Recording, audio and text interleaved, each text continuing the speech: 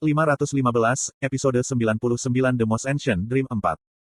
Diupload oleh Baca Suara. Itu adalah suara asli Yu Jung Hyok, yang hidup sampai tahun 1864.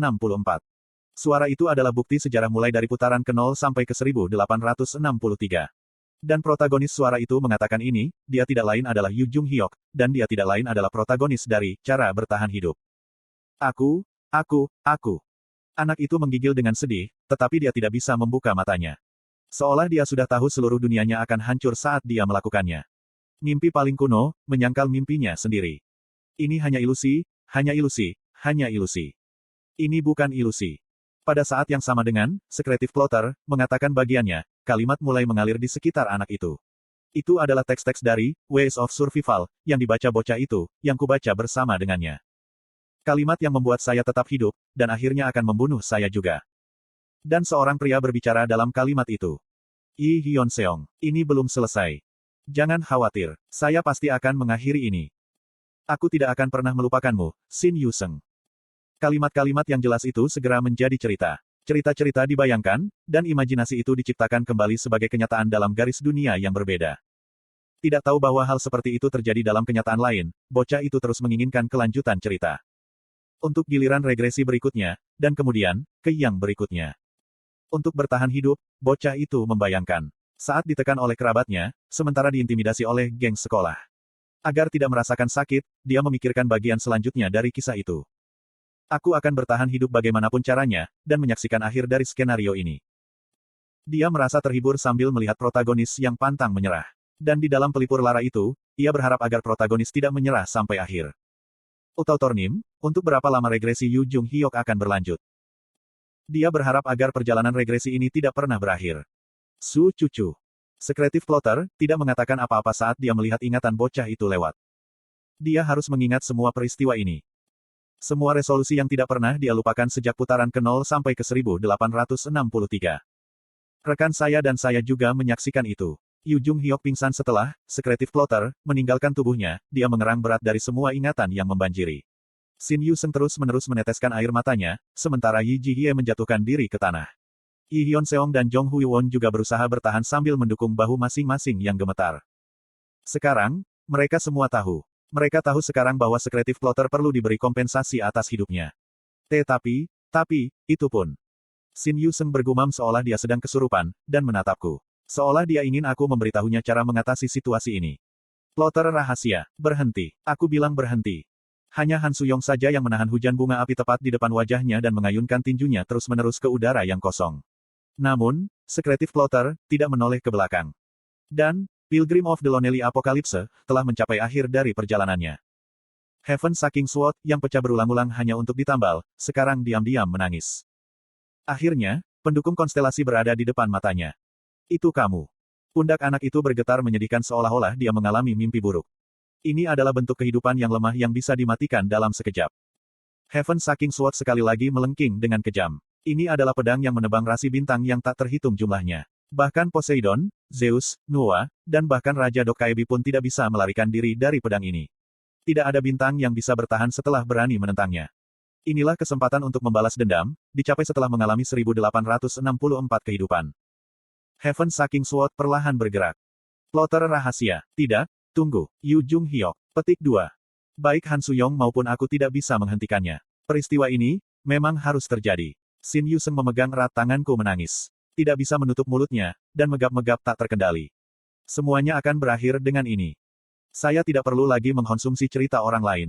Yu Jung Hyok akan dibebaskan dari perjalanan panjang regresi. Namun, mengapa pedang itu tidak bergerak bahkan sekarang?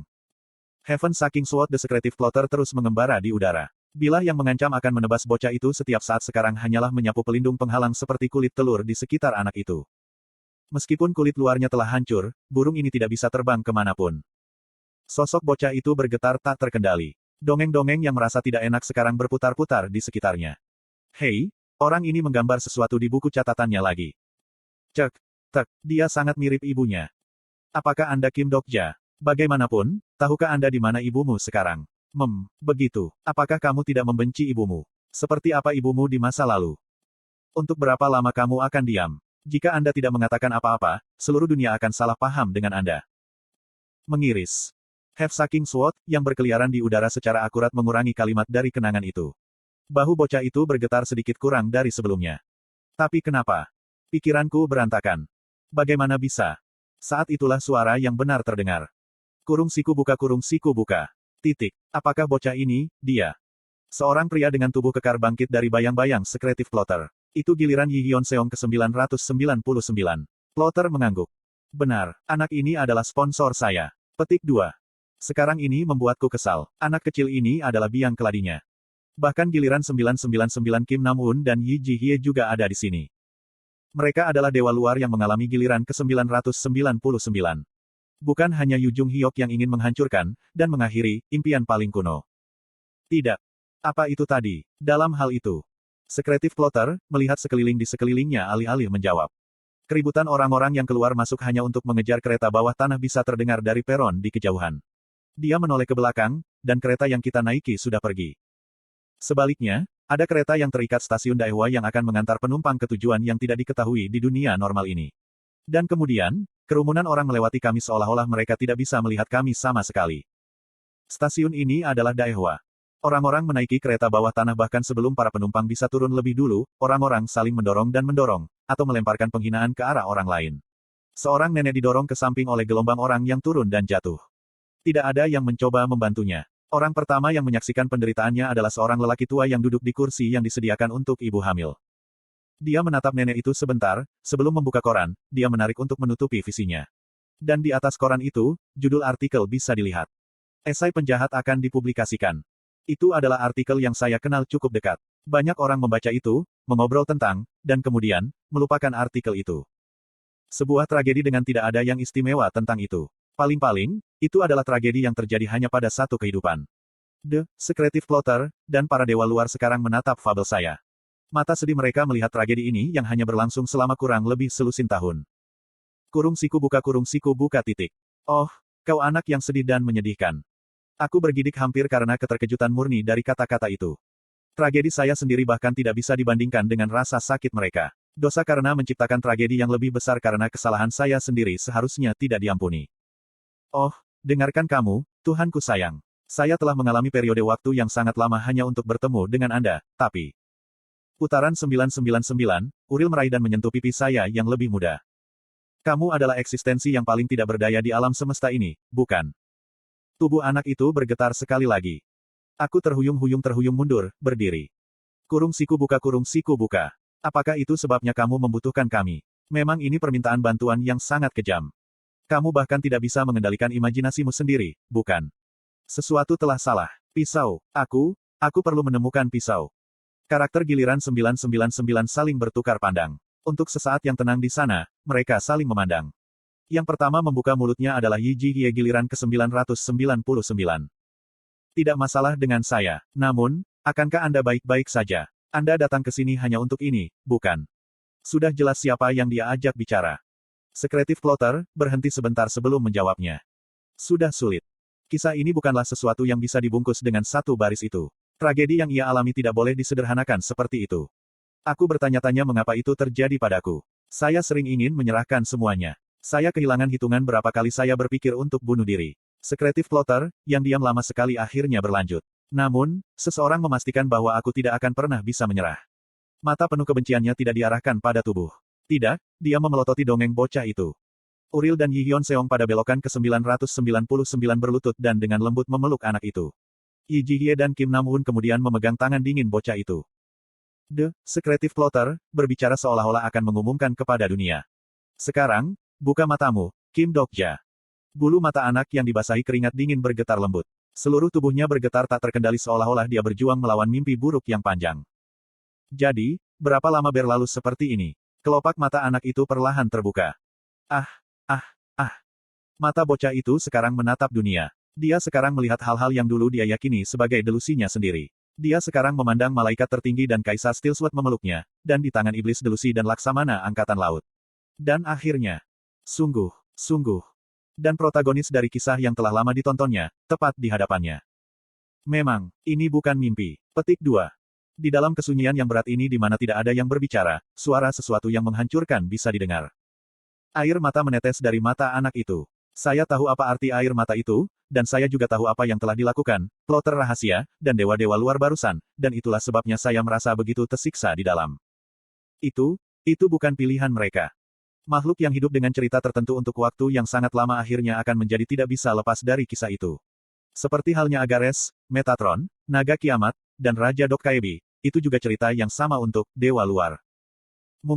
Mungkinkah pilihan yang mereka buat sudah ditentukan sebelumnya dari awal? Saya berteriak dengan suara menangis. Dia adalah impian paling kuno. Dia harus mati. Jika dia tidak mati, maka tragedi Anda tidak akan berakhir. Regresi Anda, semuanya. Petik 2. Anda tidak harus dilahap oleh cerita itu. Saya tidak butuh simpati Anda. Apa yang benar-benar saya inginkan bukanlah kisah seperti ini. Individu yang berlaku bukan karakter. Sekretif plotter sekarang menatapku dengan mata yang tidak bisa kukenali sama sekali. Dari dalam cerita yang belum pernah saya baca sebelumnya, dia menatapku.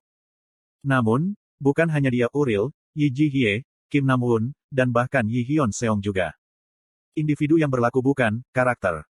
Individu yang berlaku bukan karakter. Individu yang berlaku bukan karakter. Individu yang berlaku bukan karakter. Saya dengan bingung menatap pesan yang terus meningkat. Prajurit yang paling benar di dunia.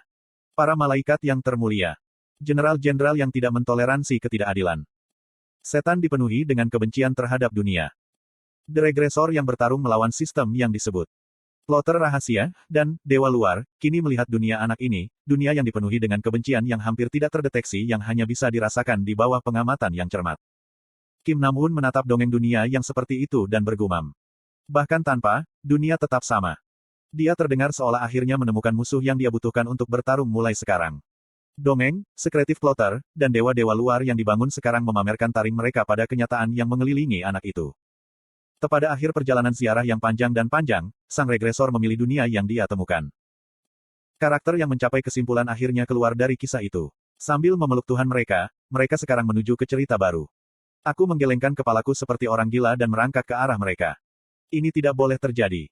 Saya membuat janji untuk mengakhiri impian paling kuno, untuk mengakhiri tragedi ini. Tanganku yang nyaris tidak bisa merasakan di sekitar tanah menemukan bilah yang patah. Saya melakukannya. Dengan ini, saya, Kim Dokja, sekretif plotter, memanggil saya. Ketika saya mengangkat kepala, dia melanjutkan dengan apa yang ingin dia katakan. Apakah kamu ingat skenario pertama? Skenario pertama, bukti kredensial. Plotter rahasia, dan rasi bintang melihat saya untuk pertama kalinya selama skenario itu. Kamu mengatakan ini pada orang lain saat itu. Bahwa kondisinya jelas bukan untuk membunuh manusia. Saya ingat janji yang saya buat padanya. Silakan selesaikan impian paling kuno. Dunia diselimuti oleh sinar cahaya yang menyilaukan, dan penglihatanku menjadi buram. Teman-teman saya yang terkejut dengan cepat berkumpul di sekitar saya. Kamu telah memenuhi janjimu dengan sekretif plotter.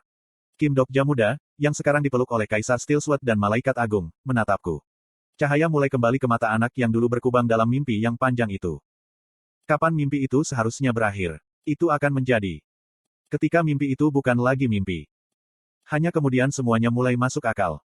Itu adalah hal yang sama dengan impian paling kuno, yang mengakhiri saat Yu Jung Hyok dari cara bertahan hidup mencapai tempat ini. Suara kereta berikutnya tiba terdengar dari kejauhan. Constellation, sekretif plotter, telah mencapai tidak terbacanya. Pada saat yang sama dengan sekretif plotter, memberikan sinyal, teman saya dan saya tersedot ke dalam kereta yang tiba di belakang kami. Tempat ini adalah epilog dari cerita itu. Karakter yang menyelamatkan masa kecilku sekarang menghilang di balik pintu. Persis seperti belokan ke 1863 Yu Jung Hyok yang bunuh diri untuk menyeberang ke garis dunia baru, mereka sekarang melangkah ke dunia yang tidak saya kenal. Dalam sinar cahaya, aku melihat senyum tipis Yu Jung Hyok. Dia tampak terbebaskan. Constellation, sekretif plotters, tidak terbaca adalah Most Ancient Dream. Sirip.